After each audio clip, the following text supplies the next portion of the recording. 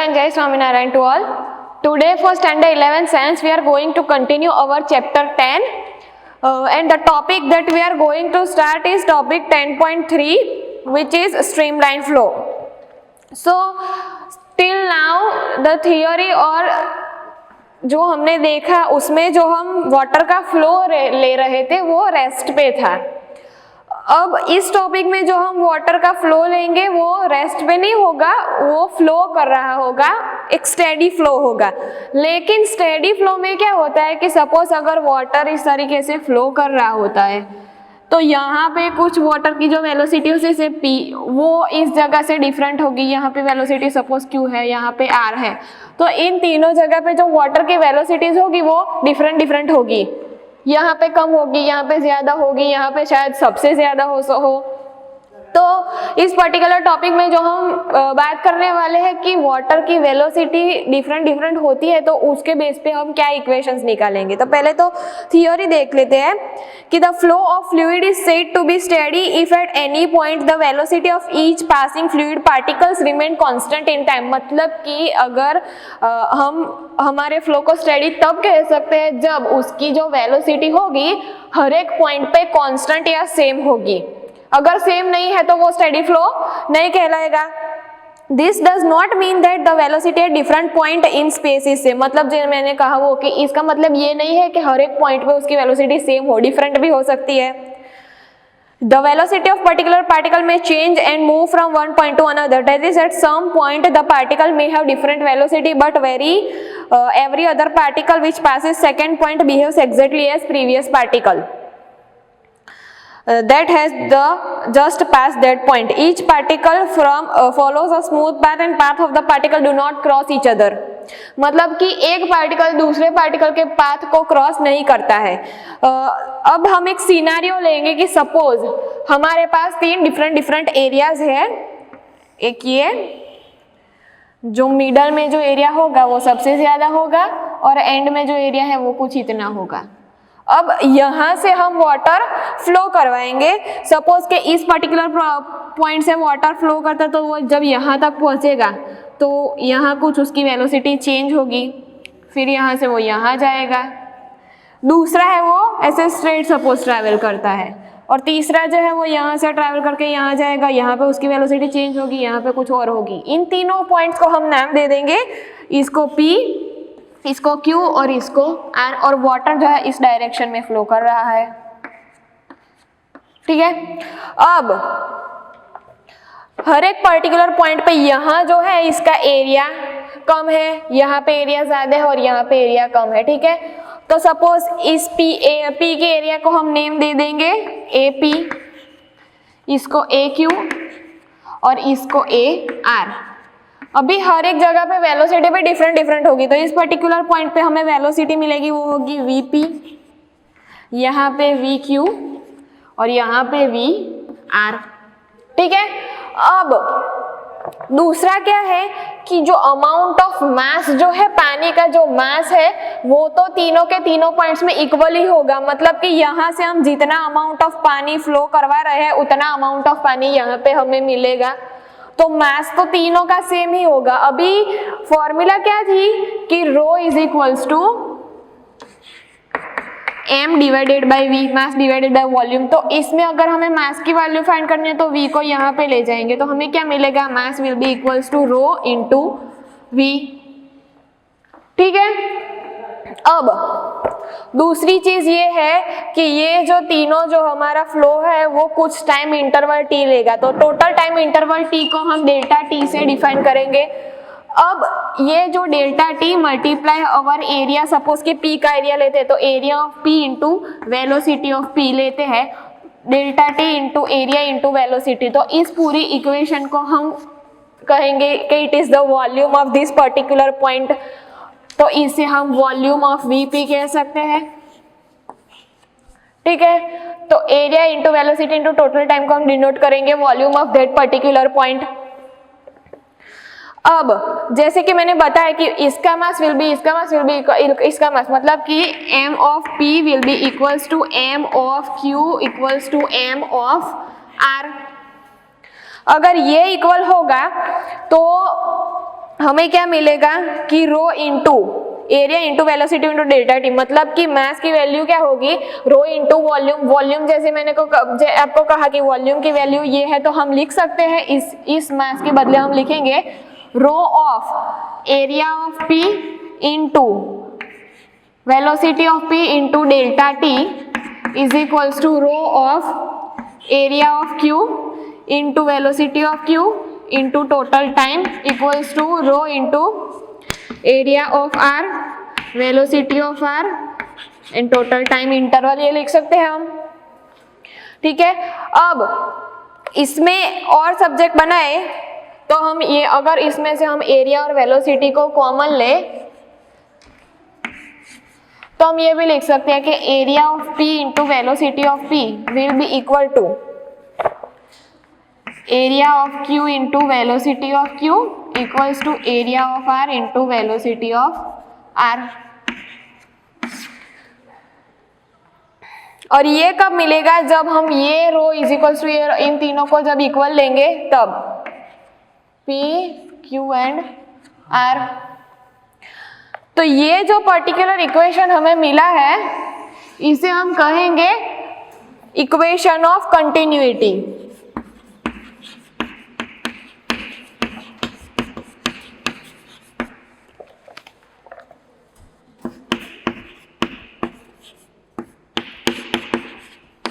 Continuity equation मिला हमें यहाँ पे। और स्ट्रीमलाइन क्या होगा कि the path that is taken by fluid particle under a steady flow is streamline, मतलब कि जो फ्लूइड जो पाथ लेगा अंडर अ स्टेडी फ्लो, मतलब स्टेडी फ्लो में ये जो हमारा जो फ्लूइड जो पाथ लेगा उसे हम कहेंगे स्ट्रीमलाइन।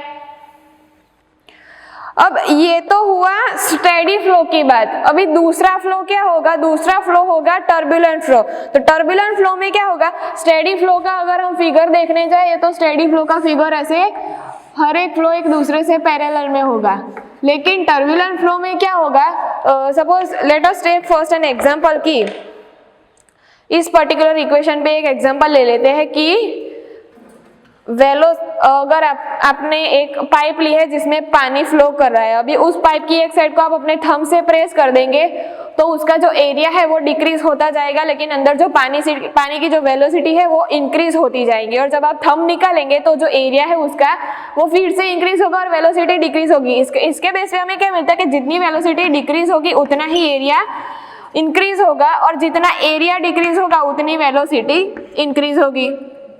अब टर्बुलेंट फ्लो का सिनेरियो देख लेते हैं। तो ये जो फिगर है ये पर्टिकुलर स्ट्रीमलाइन फ्लो की है जिसमें सभी जो फ्लो है वो एक दूसरे पैरेलल है, लेकिन टर्बुलेंट फ्लो में क्या होगा कि सभी फ्लो यहाँ से सपोज एक ऐसे होगा, दूसरा ऐसे, तीसरा ऐसे, मतलब वो सभी एक दूसरे से पैरेलल नहीं होंगे, वो आगे जाके किसी एक पॉइंट पे मर्ज कर सकते हैं। तो ये है टर्बुलेंट फ्लो का सिनेरियो। और here we have completed our topic 10.3 streamline flow. Now we will move to our next topic जो है बर्नौलीज प्रिंसिपल।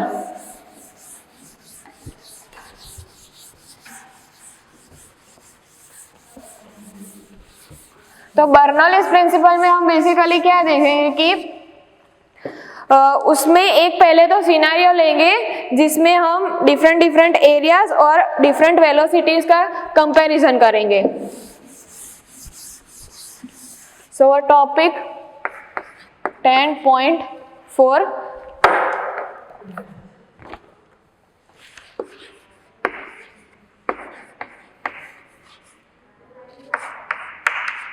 Bernoulli's principal.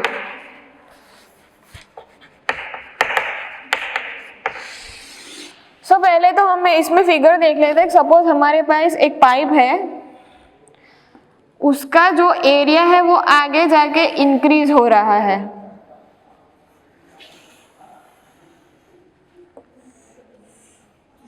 और यहाँ पे एक हॉरिजॉन्टल लाइन ड्रॉ कर देंगे जिससे हमें इसकी हाइट मिल जाएगी। तो यहाँ से यहाँ तक की जो हाइट होगी वो होगी h1 और इसकी जो हाइट होगी वो होगी h2। भाई यहाँ से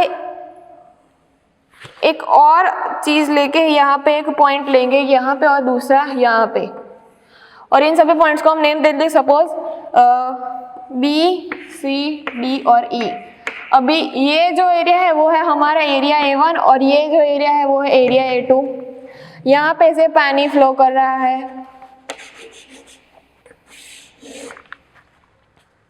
भी इस पर्टिकुलर यहाँ से यहाँ तक की जो वेलोसिटी होगी वो होगी velocity v1 in a time interval t, और यहाँ से जो यहाँ की वेलोसिटी होगी वो होगी वेलोसिटी v2 मल्टीप्लाई बाय हमारा total time interval delta t।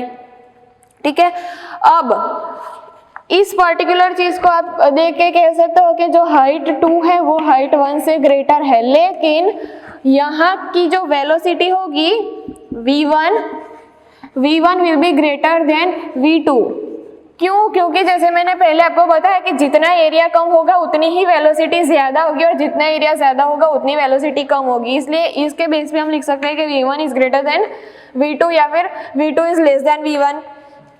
अब हम यहाँ पे वर्क डन, यहाँ से यहाँ तक का जो वर्क डन होगा वो होगा W1 और यहाँ से यहाँ तक का वर्क डन होगा W2। तो इसकी इक्वेशन लिख लेते हैं कि वर्क डन क्या होगा, तो वर्क डन होगा कि amount of velocity into time into area that will be equal to our work done 1, और यहाँ पे velocity into A2 into the time interval will be our work done v2। और जब इन दोनों का टोटल लेंगे तो हमें क्या मिलेगा, v1 plus v2 is equals to, यहाँ पे एक दूसरी चीज लेनी है कि यहाँ से एक प्रेशर जा रहा है P1 और यहाँ पे आ रहा है P2, तो इन दोनों का जब एडिशन करेंगे तो हमें क्या मिलेगा, प्रेशर 1 माइनस प्रेशर 2 इंटू जो area into velocity into time interval है उसे हम डिनोट करेंगे कि वो हमारा वॉल्यूम है। सो यहाँ पे होल मल्टीप्लाई बाय वॉल्यूम, तो ये है हमारा total work done.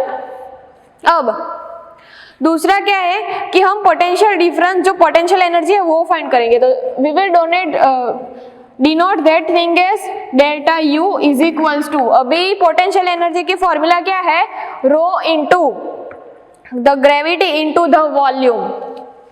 So rho into gravity into, here we will take total volume, this will be multiply by this two heights h2 and h1, and इन दोनों का डिफरेंस लेंगे मतलब h2 minus h1।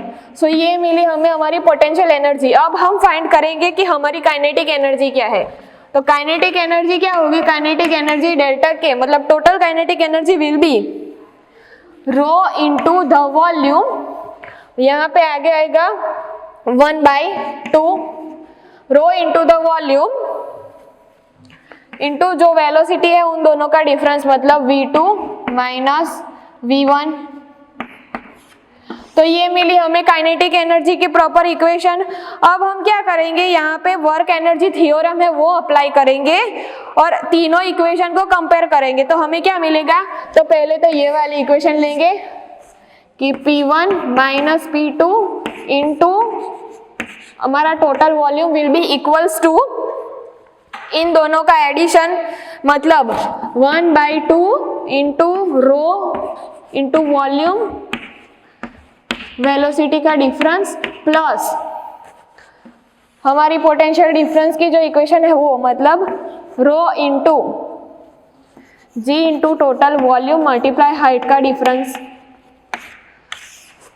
तो ये तो वर्क एनर्जी थ्योरम जब इस पे अप्लाई करेंगे उसके बाद इसको और जनरलाइज करेंगे और जनरलाइज करेंगे तो इसको तो पहले हम इस पूरी इक्वेशन को डेल्टा वी से डिवाइड करेंगे तो हमारा डेल्टा वी जो है वो तीनों इक्वेशन में निकल जाएगा और हमें जो नई इक्वेशन मिलेगी वो क्या होगी, P1 minus P2 will be equal to 1/2 into rho into ji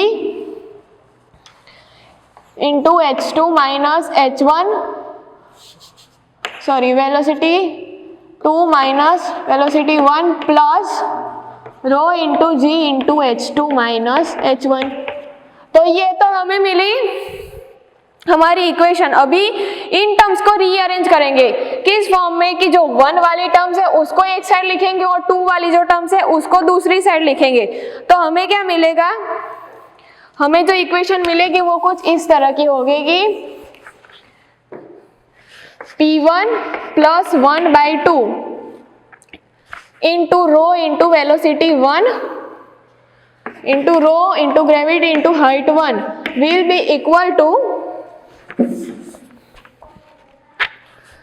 P2 plus 1 by 2 into rho into V2 plus rho into gravity into height h2। तो ये जो पर्टिकुलर हमें इक्वेशन मिली है, this equation is known as Bernoulli's equation.